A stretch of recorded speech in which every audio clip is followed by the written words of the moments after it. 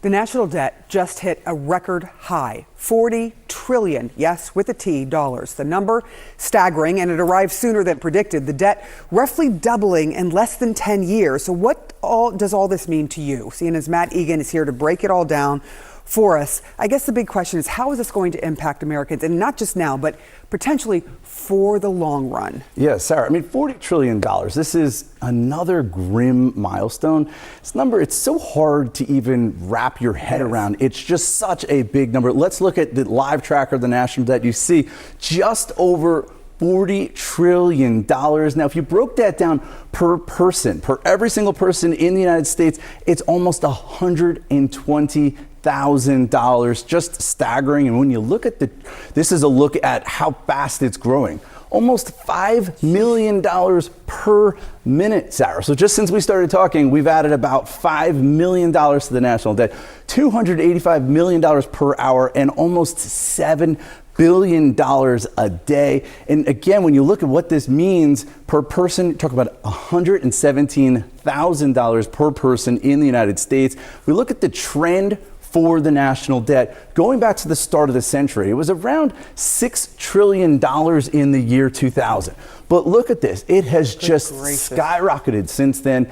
Why? Because of government spending, because of tax cuts, because of war after war after war, because in 2008, right around here, you had a once-in-a-century financial crisis. And then in 2020, we had a once-in-a-century pandemic. You put it all together, and yes, you get $40 trillion. Now, it's also true that the U.S. economy is a lot bigger today than it was back in 2000. That's why we like to look at debt to GDP. Now, even on that metric, though, things are moving in the wrong direction. Back in 1966, the debt was about 40% of the economy. 1996, 64%. But look at this, more than the entire size of the economy, and it's projected to go higher and higher. Now, one of the reasons the debt has gone up is because the United States has these aging demographics, right? Every single day, you've got about 10,000 baby boomers retiring, and that has forced the government to spend more on what? Social Security, right? So far this fiscal year alone, $1.4 trillion in Social Security, another $955 billion on Medicare. But this is not just about aging demographics. Look at this net interest. This is essentially how much the government has to spend just to finance the mountain of debt. $931 billion just this fiscal year, on track to surpass $1 trillion. And what's really notable is, look at this. We're spending more to finance the debt than on the national defense, right? More money going to the creditors than on stealth bombers, on the war, on military paychecks. Why does this matter? Look, this is important because investors, they're starting to get a little bit more concerned about the national debt. We've seen bond prices sell off, and that has driven up Treasury rates. And that's critical because Treasuries, they are the benchmark for the cost of borrowing across the economy. So the higher Treasury rates go, the more expensive it is to get a mortgage. And mortgages are already really expensive. The more expensive it is to get small business loans, car loans as well. And of course, the more expensive it is for the government itself to borrow. So look, bottom line, this is clearly a mess. There's a lot of finger pointing going on. I think the truth is there's a lot of blame to go around, right? This has gone up under Republicans, under Democrats, during good times, during bad times. This is a look at $40 trillion. What does it equal? This is the economy of China, Germany, Japan, the UK, and India combined. But look, this is such a big mess that it's not something that any one party is going to be able to solve. They're going to have to come together. It's going to need bipartisan compromise. As Matt said there, everyone is to blame for the size of the debt right now. I will say this, though, Republicans in particular, they seem to hate deficits and the national debt, except when they control the government here. So how much of a problem is it for them right now?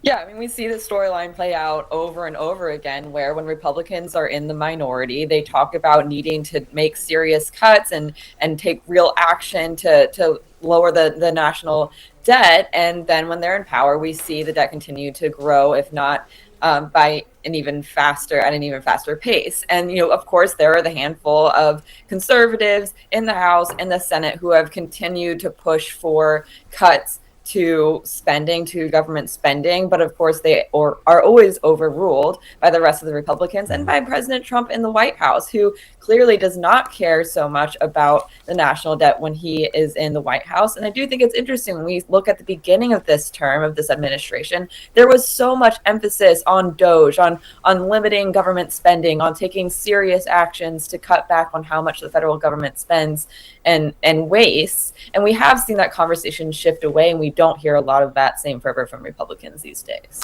And Margaret, in the communications business, we would say there's something of an optics problem here too, because as the national debt crossed the $40 trillion threshold, President Trump was outside talking about spending on home improvements. Listen. I'm fixing the country, we're fixing the White House too. We got rid of the asphalt here, and this is granite. It's called the flawless granite. We get the best stuff. This was all black asphalt that was in terrible shape. The grass was in terrible shape. This has all been redone. It's all been topsoiled.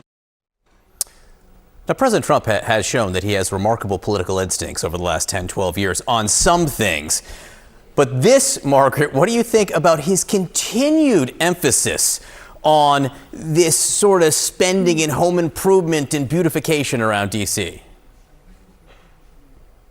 If you're going to do the granite, it should definitely be the flawless granite. Look, John, there are so many different ways to look at this, but one is that since President Trump first ran a decade ago for office for the first term, the national debt has actually doubled. And bringing the debt under control was one of his campaign commitments way back when. And we're starting to hear the term debt spiral more and more. I'm not trying to totally alarm anyone at 7:30 in the morning, but the idea with the debt spiral is that at a certain point, your borrowing cost becomes so much that you're spending more and more taxpayer money to pay the borrowing costs. It does increase things like, it does increase not just the government's tab, but how much consumers pay when they have to borrow money, and many Americans borrow money. So something like 9 in 10 Americans, the Peterson Foundation polled this earlier this year, about 9 in 10 Americans think debt is a real serious problem for the country and is really going to hurt them. Most Americans think that cutting spending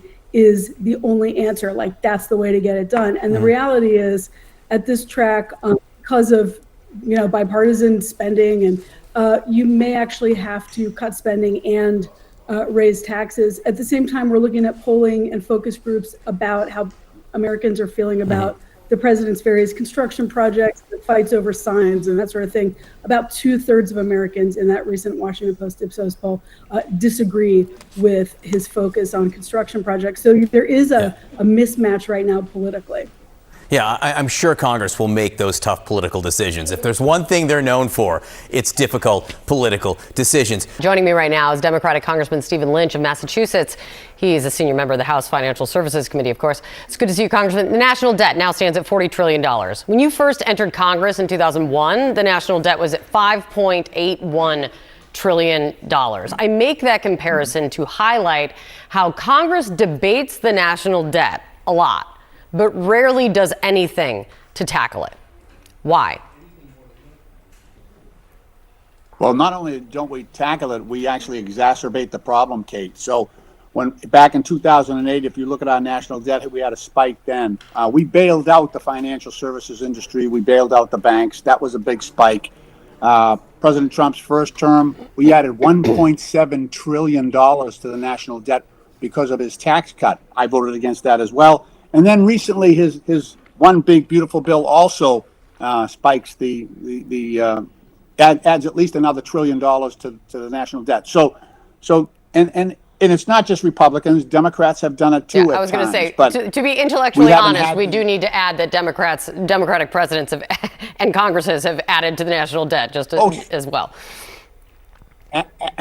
Absolutely, especially during difficult times during COVID. We had, services were extended that also added to the national debt. No doubt about that. But we just don't seem to have the willpower to do those necessary cuts. And then, we make choices like this war in Iran. That's ramping up the national debt each and every day. Some would declare that it's unnecessary, that it was a war of choice. So that decision, which did not involve Congress, is costing us a barrel of money as well.